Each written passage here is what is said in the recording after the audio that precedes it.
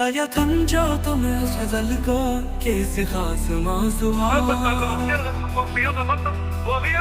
क्या मशहूर शायर के अंदाज में लिख सकता।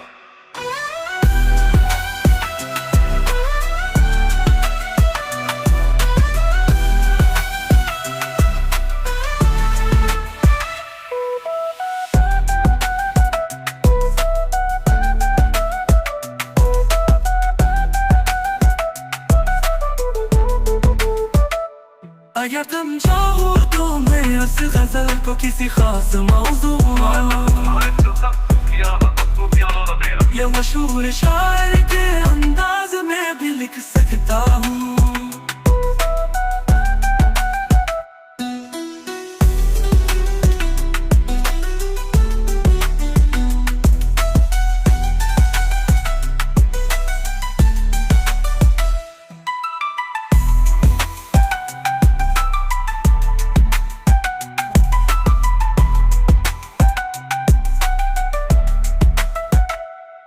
अगर समझो तुम्हें उस गजल को किसी खास मौजू